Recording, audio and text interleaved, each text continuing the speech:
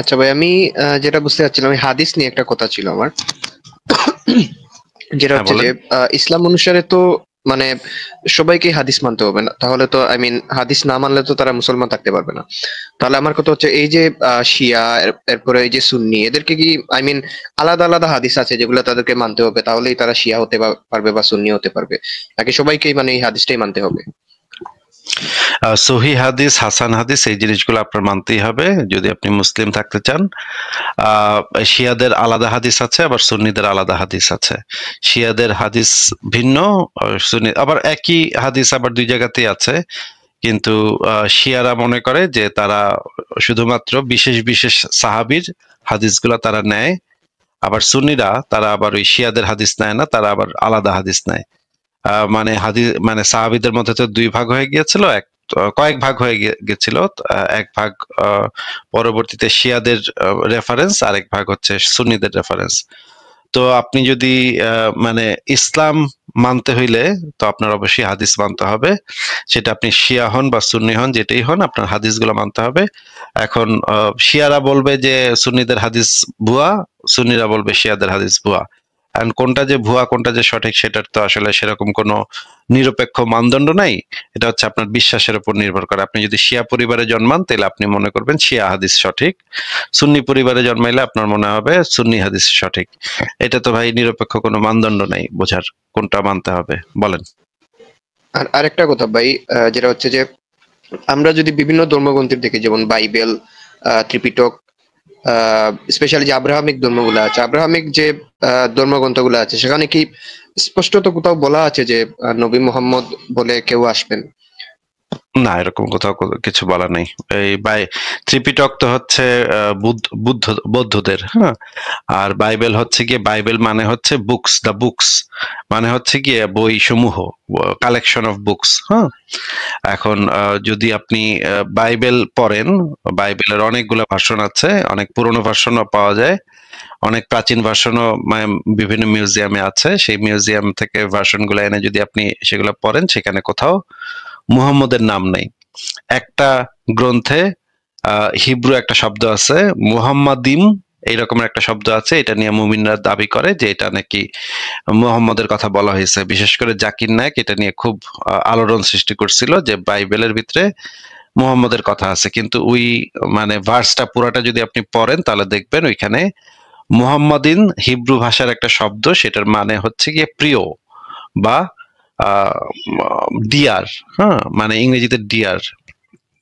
এখন ও ওই পুরা বর্ণনাটাই, পুরা কবিতাটাই, যে ওইটা একটা কবিতা, কবিতার ভিতরে হচ্ছে গিয়ে নরনারীর যে শারীরিক কামনা বাসনা, আহ সেইটার রগ রগে বর্ণনা হইতেছে ওই কবিতাটা। ওই কবিতাটার ভিতরে যে জিনিসটা দেখা যায় যে একটা ছেলে মেয়েটার স্তনের সৌন্দর্য, কত সুন্দর স্তন, এটা নিয়ে বর্ণনা করতেছে। বর্ণনা করতে করতে আবার মেয়েটা বর্ণনা করতেছে ওই ছেলেটা কত সুন্দর, ছেলেটার কত দেখতে, তার কত ভালো লাগে।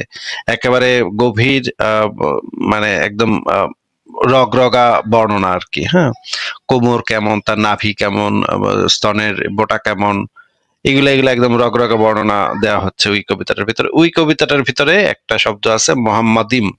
এখন ওই শব্দটা নিয়ে মুমিনরা দাবি করে এই যে দাহ দাহ মোহাম্মদিম আছে, তার মানে মুহাম্মদ।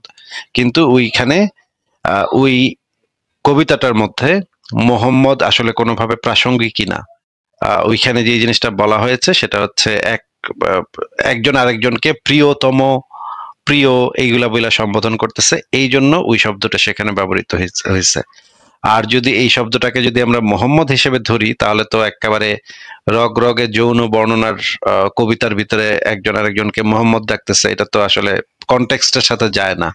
মানে ফুল বিষয়টা যেটা, সেই বিষয়টার সাথে এটা প্রাসঙ্গিক কিনা, মোহাম্মদ শব্দটা এখানে প্রাসঙ্গিক কিনা, মানে মোহাম্মদ বলতে যদি নবী মোহাম্মদকে বোঝানো হয় সেটা ওইখানে প্রাসঙ্গিক কিনা। হুম। তো এইটা এগুলো হচ্ছে মানে চুনাহাগা মুমিনদের বাটপারি, জাকির নায়কের মতো চুনাহাগা মুমিন এবং যারা মিথ্যুক, বাটপার, ধোকাবাজ, তাকিয়াবাজ, এদের বাটপারি। এই বাটপারি করে তারা অনেক মানুষের মধ্যে তৈরি করছে। কিন্তু আমরা যদি নিরপেক্ষভাবে সেই জিনিসগুলো যাচাই করি, সেখানে দেখি যে আমরা মোহাম্মদের নাম কোথাও নাই। এবং আরো কয়েক জায়গায় জাকির নায়েক দাবি করছে এই জায়গায় সে জায়গায় মোহাম্মদের কথা বলা আছে, কিন্তু সেগুলো পড়লেও বোঝা যায় যে সবই জাকির নায়েকের এবং এই ইসলামী তাকিয়াবাজদের মিথ্যা কথা, একদম ডাহা মিথ্যা কথা, চাপাবাজি। এই বিষয়ে সংশয়.com এ লেখা আছে, আপনি যদি চান ওই লেখাগুলো বের করে পড়তে পারেন। আচ্ছা, আমার আমার লাস্ট একটা কোশ্চেন আছে। কোশ্চেনটা হচ্ছে ভাই,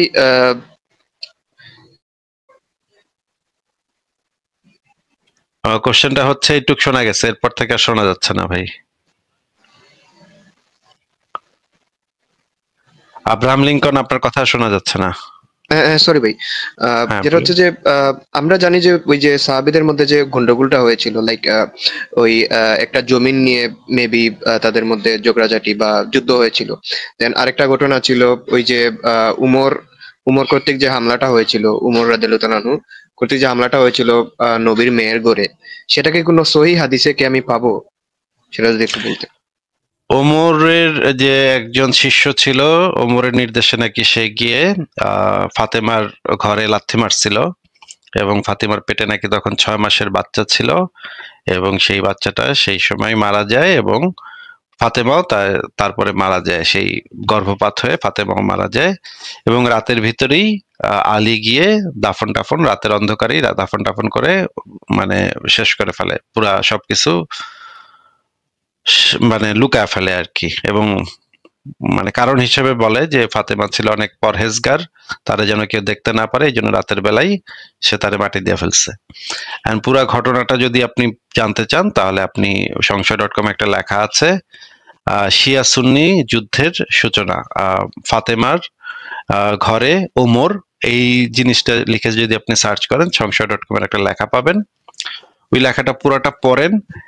এই জিনিসটা সরাসরি কোনো সহিহ হাদিসের ভিতরে নাই যে ফাতেমার ঘরে ওমর বা ওমরের একজন শিষ্য গিয়ে লাথি মারছিল, এটা সুন্নিদের কোনো সহিহ হাদিসের ভিতরে এটা বর্ণনা নাই, কারণ এটা থাকারও কথা না। সুন্নিরা তো ওমরকে একজন মনে করে, গুরুত্বপূর্ণ সাহাবী মনে করে, সুন্নিরা তো আর এই হাদিস সংকলন করবে না। কিন্তু শিয়ারা এটা বিশ্বাস করে, এবং এইটার কারণেই শিয়ারা মানে সুন্নিদের উপর খ্যাপা, মানে ওই যে ওমর, আবু বকর এবং আয়েশা এদের উপর খ্যাপা, যে এরা দাবি করে যে আয়েশার ঘরে যখন নবী মরছে তখন নবীরও সম্ভবত আয়েশা বিষ খাওয়াইছে, বিষ খাওয়ায় মারছে। কারণ একটা হাদিসে একটা সহি মানে সুন্নিদেরই একটা সহি হাদিসের ভিতরে পাওয়া যায় যে আয়েশা শেষ মুহূর্তে মোহাম্মদ কি যেন একটা খাওয়াইছিল, মোহাম্মদ খাইতে চাচ্ছিল না, জোর করে খাওয়াইছে তারে। এইটা সুন্নিদের হাদিসই আছে। অথচ হাদিসে, সহিহ হাদিসে বলা আছে যে মোহাম্মদ যে কোনো অবস্থাতে যে কোনো নির্দেশ দিলে সেটা প্রত্যেক মুমিনের পালন করা অবশ্য কর্তব্য, ফরজ।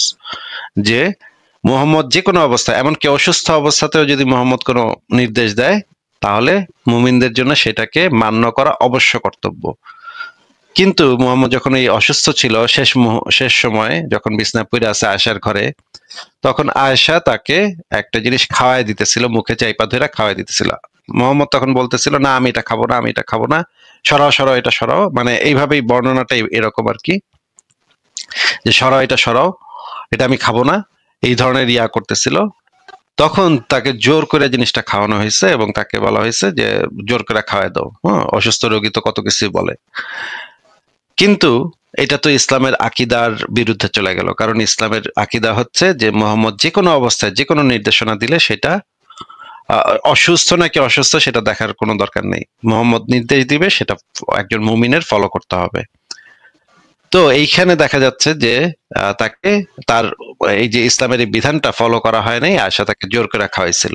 এবং আরো কয়েকটা ঘটনা ঘটছিল যে শেষ মুহূর্তে মোহাম্মদ বলছিল যে আমার একটা কাগজ এনে দাও, আমি এমন একটা জিনিস লিখে দিব যেটাতে তোমাদের অনেক ভালো হবে, তোমাদের অনেক উপকার হবে। হ্যাঁ, তখন ওমর তখন সামনে ছিল, ওমর বলছে না না, কাগজ টাগজ এখন দেওয়ার দরকার নেই, এখন কাগজ টাগজ দিলে কি না কি লেখা ফেলায়, এত দরকার নেই, আমাদের কাছে কোরআন আছে, কোরআনই যথেষ্ট।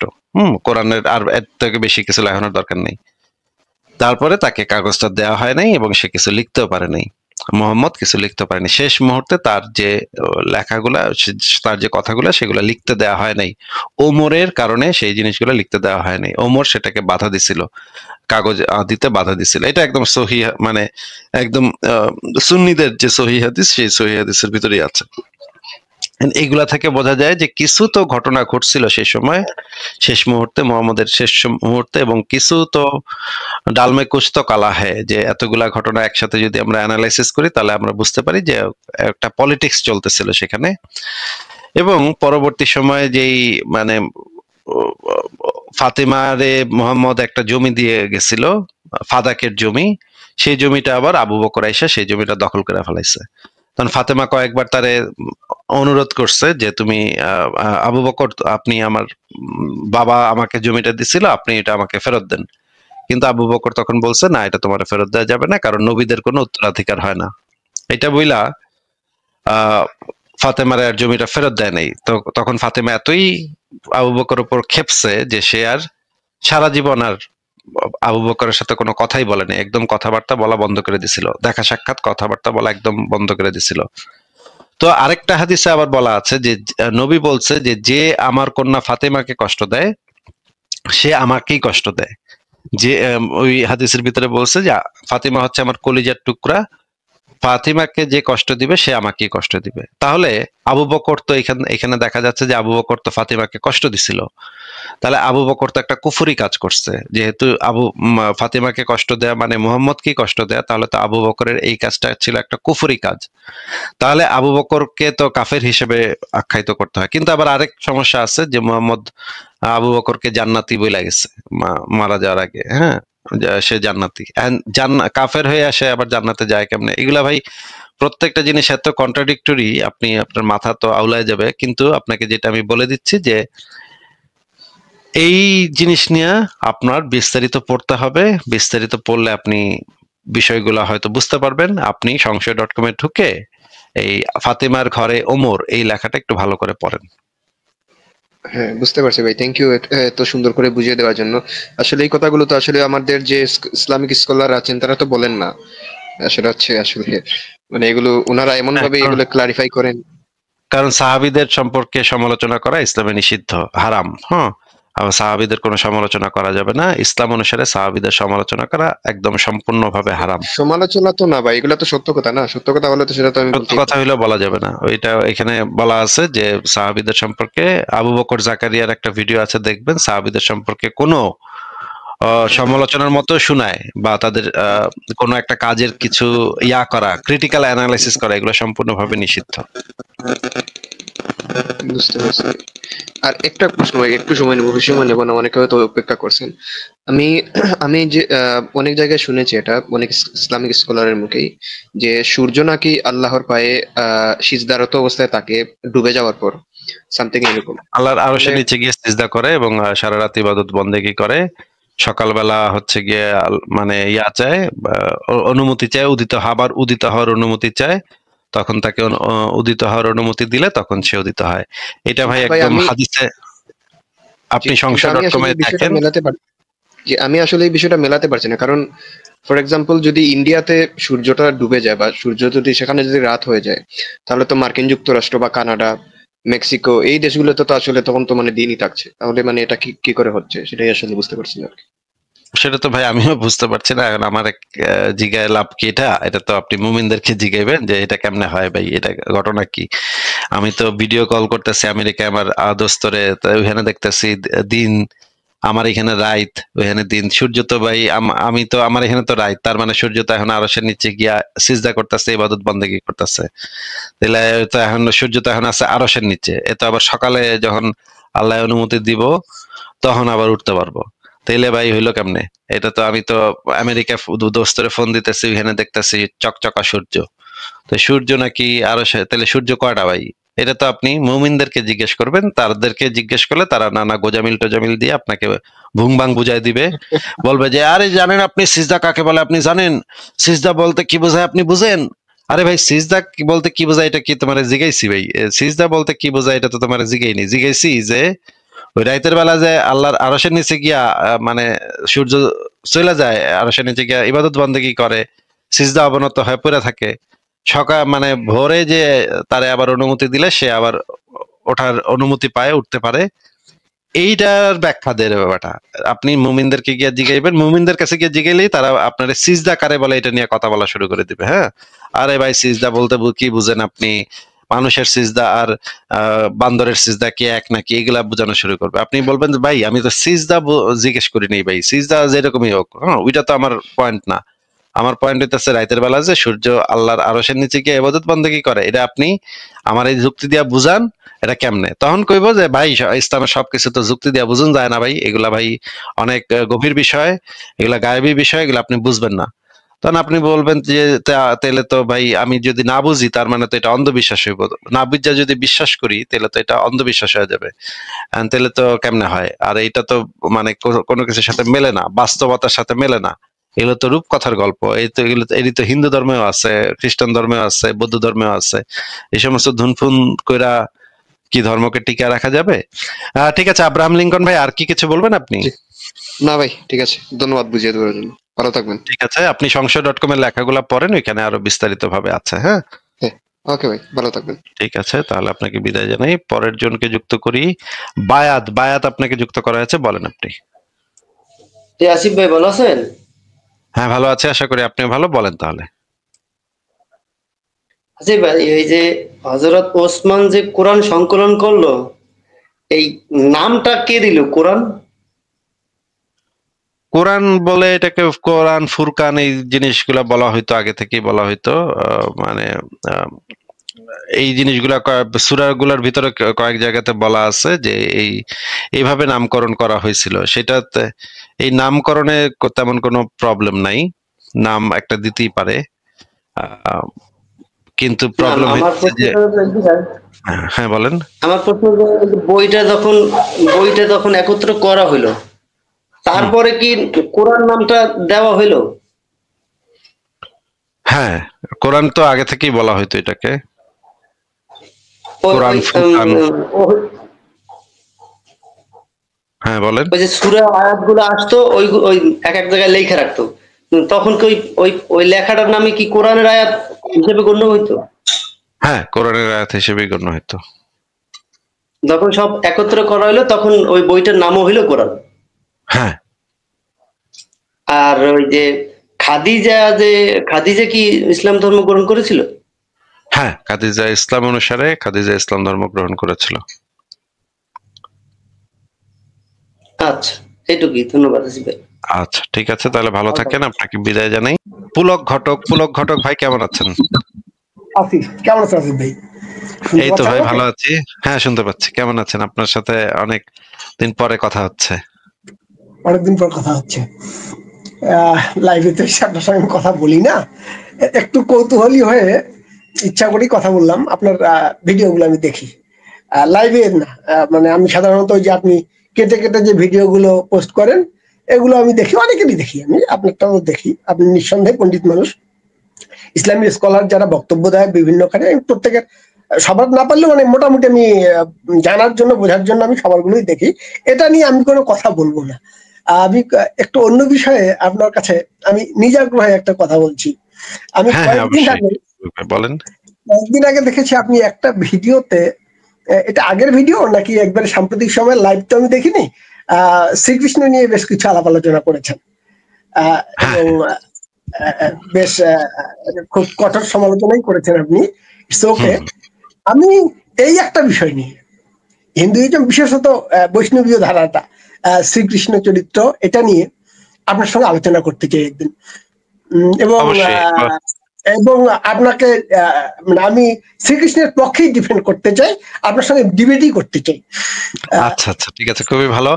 তাহলে আমি আমাকে তাহলে, কারণ আমরা তো হিন্দু ধর্ম নিয়ে সচরাচর খুব একটা আলোচনা করি না, হিন্দু ধর্ম নিয়ে আসলে ইন্টারেস্টও কম, এত মানে হাস্যকর, এই ধর্মটা এতই হাস্যকর যে এটা নিয়ে খুব আলোচনা করার মতো মানে দরকারই বোধ করি না, কারণ এটা আসলে কোনো ধর্মই বলেই আমি মনে করি না, এটা একটা কালচার বলে মনে করি, মানে পুরোনো দিনের কালচার, মানুষ কালচার ফলো করে।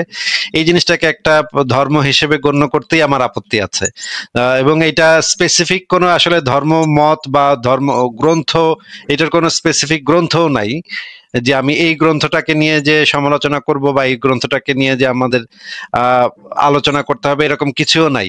এই কারণে হিন্দু ধর্মটাকে নিয়ে আলোচনা করাটা একটু মুশকিল, কারণ এদের গ্রন্থগুলোর সংখ্যা অনেক বেশি এবং এক একজন এক এক পথের এক এক মতের। কেউ হচ্ছে গিয়ে ব্রাহ্ম, কেউ আপনি বৈষ্ণব, কেউ হচ্ছে গিয়ে অমুক তমুক। আপনি যদি দক্ষিণ ভারতে থাকেন আপনার বিশ্বাস একরকম হবে, আপনি যদি উত্তর ভারতে থাকেন আপনার মানে আপনিও হিন্দু কিন্তু বিশ্বাসটা অন্যরকম হবে।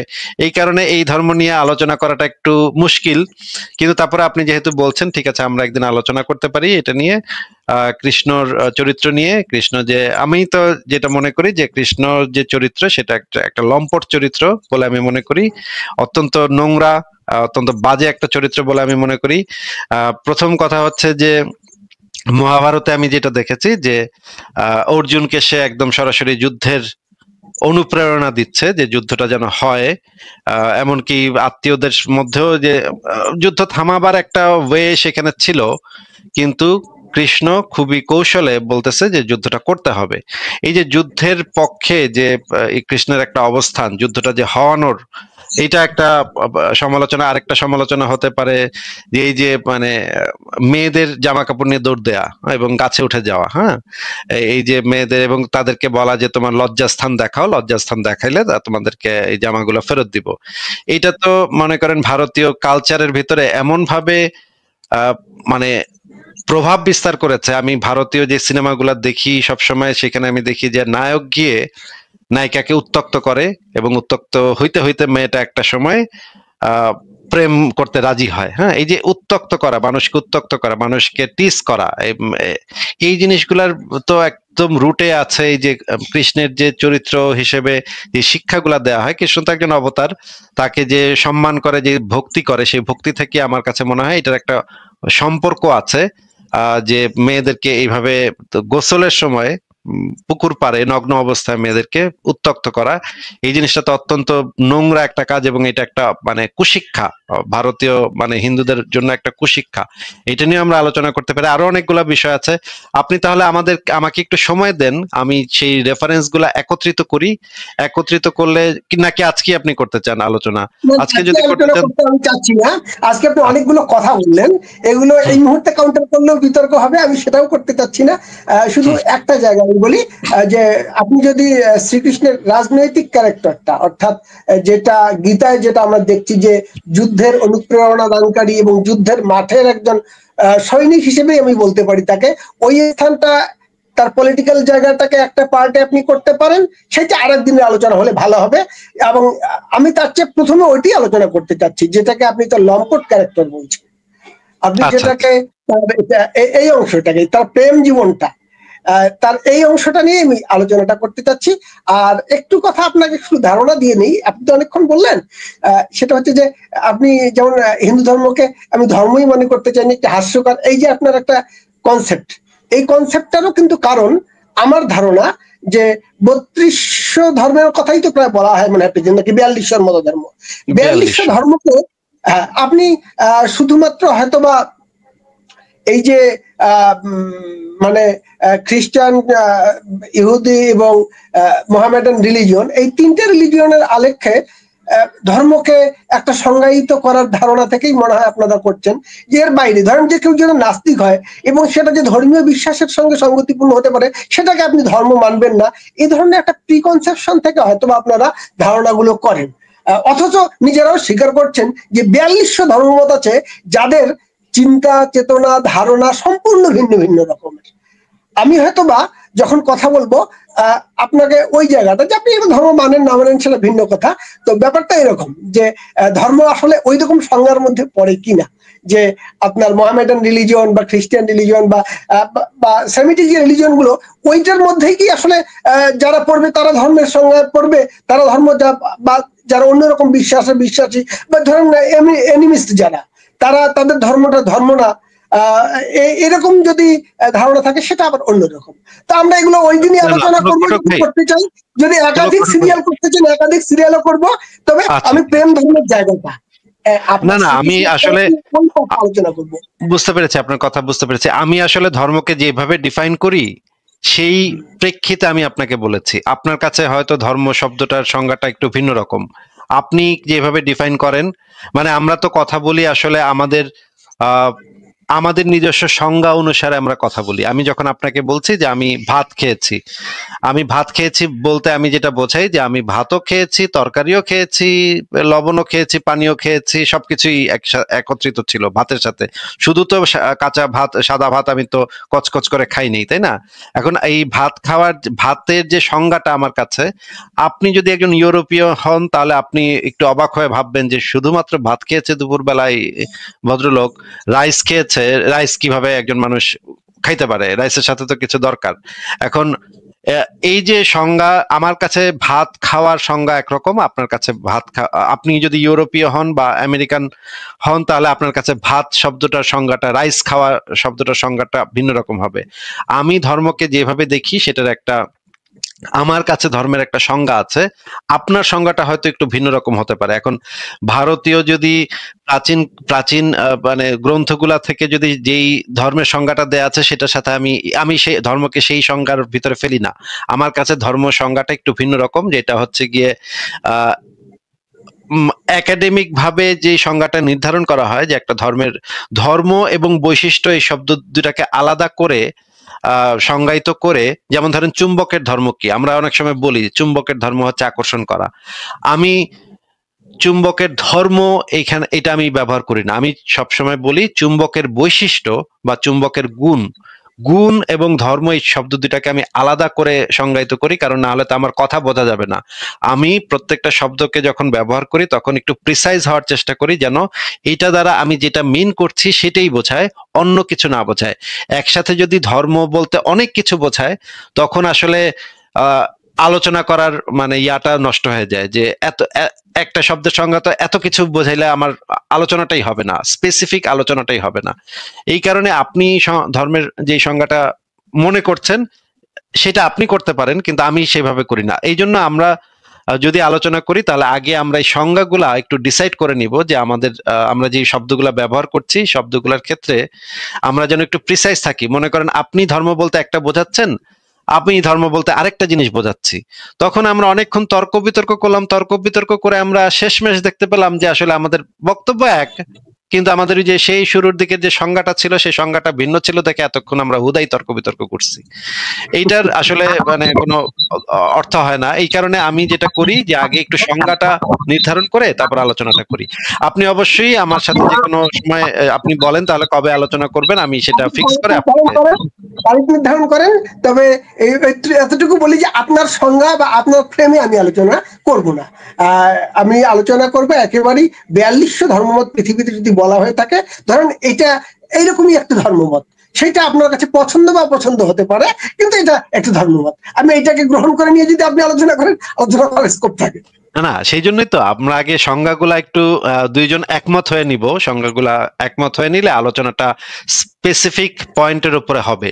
কিন্তু আপনি মনে করেন ভাত খাওয়া বোঝাচ্ছেন, আমি ভাত খাওয়া বলতে শুধুমাত্র রাইস বুঝি, আর আপনি ভাত খাওয়া বলতে তরকারি সহ সবজি মাংস সহ ভাত বোঝেন।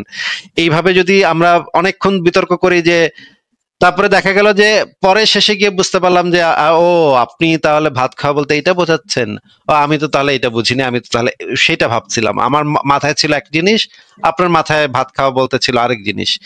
এইভাবে আলোচনা করলে আসলে অনর্থক অনেক সময় নষ্ট হয়। এই কারণে আমি সেই আগে সংজ্ঞাগুলো নির্ধারণ করে তারপরে আমরা আলোচনা অবশ্যই করব। আপনি তাহলে আমি আপনাকে জানাই দিব কবে আমরা আলোচনা করব। পুলক ভাই, আপনার সাথে আলোচনা অবশ্যই নিশ্চয়ই ভালো হবে।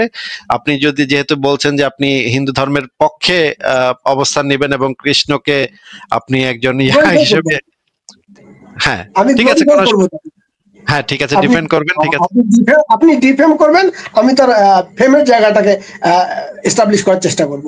হ্যাঁ, কিন্তু এই জিনিসটা আমার খুবই ভালো লাগছে যে আপনি অবশ্যই ডিফেন্ড করবেন, কিন্তু আপনি তো আমার গলা কাটবেন না, তাই না? আমি যদি মনে করেন কৃষ্ণকে লুচ্ছাম বলে মনে করি তাহলে তো আপনি আমার গলা কাটবেন না, তাই না? এটা হচ্ছে যে আপনি যে একজন সভ্য মানুষ, আপনি যে একজন শিক্ষিত মানুষ, এইটার পরিচয় যে আমাদের মতামত ভিন্ন হইতে পারে। আমরা হয়তো আপনার মত আমি মানলাম না, আমার মত আপনি মানলেন না, তর্ক বিতর্ক হইলো, যুদ্ধ হইলো, ফাইট হইলো, কিন্তু একজন আরেকজনকে তো কোপাইতে যাচ্ছি না। হ্যাঁ, একজন আরেকজনকে তো গালিগালাজও করবো না, কোপাবো না। এইটা হচ্ছে আমাদের আলোচনার মানে ইয়াটা হবে, যে ফলাফলটা হবে যে দর্শকরা অন্তত দেখবে যে দুই মতের হয়েও একজন আরেকজনের বিরুদ্ধে প্রবলভাবে বিরোধিতা করেও একজন দুইজন পাশাপাশি বসে আলোচনা করতে পারছে, এবং আলোচনা করে দুই মত নিচ্ছে, দুইজনে কেউই কারোর সাথে একমত হচ্ছে না, কিন্তু তারা একজন আরেকজনকে কোপাইতে যাচ্ছে না বা মা বাপ তুলে গালিগালাজ করতেছে না। এইটা অন্তত আমরা স্টাবলিশ করতে পারবো। যদি এটা করা যায় তাহলে তো এটা খুবই ভালো হবে পুলক ভাই।